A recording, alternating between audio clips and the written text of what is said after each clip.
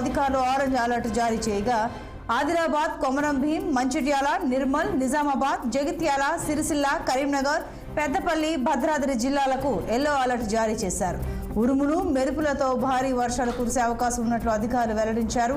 ఇప్పటికే భారీ వర్షాలతో ఖమ్మం నీట మునిగింది. వర్షం తగ్గినా వరద ప్రభావం కారణంగా ప్రజలు ఇంకా ఇబ్బందులు పడుతున్నారు. అలాంటి సమయంలో మరోసారి వర్ష సూచన అని వినగానే ఖమ్మం ప్రజల గుండెల్లో రైళ్లు పరిగెడుతున్నాయి. మరోసారి వరదలు వస్తే ఎక్కడికి పోవాలో అన్న అయోమయంలో పడ్డారు అక్కడి జనం.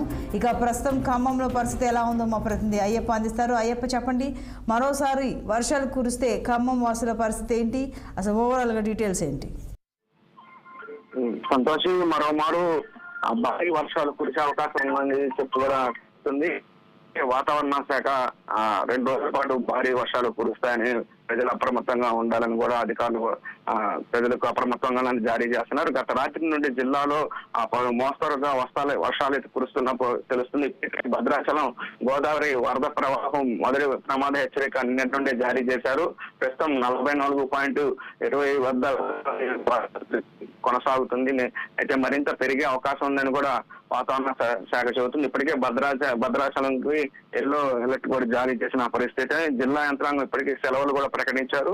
మరోవైపు కిన్నెరసాని ప్రాజెక్టు 8 గేట్లు ఎత్తి దిగువకు నీళ్లు విడుదల చేసిన పరిస్థితి ఉంది. నిన్న రాత్రి కిన్నెరసాని వరదలో చిక్కుకున్నటువంటి 6 అయితే రెస్క్యూ టీం కాపాడిన పరిస్థితి. మరో వ్యక్తి జారే సాయి గల్లంతయ్యాడు. అతని కోసం కూడా గాలింపు చర్యలు చేపడుతున్నారు. ఇప్పటికీ లోతట్టు ప్రాంతాలని ప్రజలను అప్రమత్తం చేసిన పరిస్థితి ఉంది. భద్రాచలంలో ఇప్పుడు పునరావాస కేంద్రాలు కూడా ఏర్పాటు చేశారు.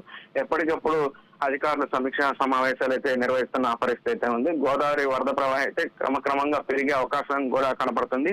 ఈ నేపథ్యంలోనే 2 రోజుల పాటు భారీ వర్షాలు కురుస్తాయన్న చెప్పడంతో ప్రజలు కూడా కొంచెం భయాందోళనకు గురవుతున్నారు. ఇప్పటికే మున్నేరు వాగు పరివాహక ప్రాంత ప్రజలైతే బిక్కుమంటూ గడుపుతున్న పరిస్థితి అయితే ఉంది. వర్షంలోనే కొంత సహాయక చర్యలు ఆటంకం ఏర్పడుతుంది. ఇప్పటికీ బురదలోనే జీవనం సాగిస్తున్న పరిస్థితి ఉంది. కట్టుబట్టలు తోటి వాళ్ళు బయటకు వచ్చిన పరిస్థితి. లక్షల్లో పూర్తిగా ఆస్తి నష్టం జరిగి కనీసం తినడానికి తిండి లేక ఇబ్బందులు పడుతున్నారు. ఇప్పటికీ కొంతమంది సహాయం స్వచ్ఛంద సేవా సంస్థలు అయితే వాళ్ళకి సంబంధించిన ఆహార పదార్థాలు అయితే అందిస్తున్న పరిస్థితి అయితే. మరి కొంతమంది రాజకీయ నాయకులు స్వయంగా లక్షల్లో వాళ్ళకి ఏదైతే బాధితుల కుటుంబాలు కూడా అండగా నిలుస్తున్నారో వాళ్ళు సహాయక చర్యలు అయితే చేపడుతున్నారు. ప్రస్తుతం పార్థసారథి రెడ్డి కూడా తన వంతు సహాయంగా కూడా మెడికల్ కిట్లు కూడా అందజేస్తున్న పరిస్థితి అయితే మనం ప్రత్యక్షంగా చూస్తున్నాం. ఇటు బీఆర్ఎస్ నేతలు కూడా తన జీతాన్ని మొత్తాన్ని కూడా ఈ రోజు వరద బాధితులకి అయితే అందించనున్నారు.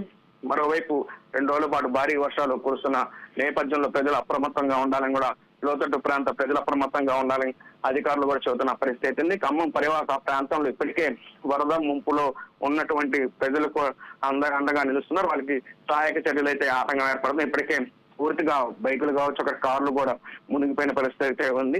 వాటిని రిపేర్ చేయడానికి కూడా డబ్బులు లేక వాళ్ళ తీరుగా ఇబ్బందులు ఎదుర్కొంటున్నారు. కానీ రాష్ట్ర ప్రభుత్వం 10,000 ఇచ్చినటువంటి డబ్బులు మాకు ఎటు సరిపోవు, లక్షల్లో నష్టం ఏర్పడింది. దీన్ని మేము అంటే వాసన ఇక్కడ కుటుంబాలు ఎక్కువగా ఉన్నాయి. వాళ్ళు వర్ణనాతీత వాళ్ళ బాధ అయితే ఇంట్లో ఉన్నటువంటి సామాను పూర్తిగా తెచ్చపడంతో బియ్యం కింటాలు బయటకు పారబోసిన పరిస్థితి అయితే ఉంది. అసలు వస్తువులు కూడా దేనికి పోయిన పరిస్థితి. ఈ నేపథ్యంలోనే భారీ వర్ష సూచనతోటి ప్రజలైతే భయాందోళనకు గురవుతున్నారు. మళ్ళీ పడిద్దని కూడా వాళ్ళ వ్యక్తం చేస్తున్న పరిస్థితి ఉంది. Santosh. Right Ayyappa, thank you.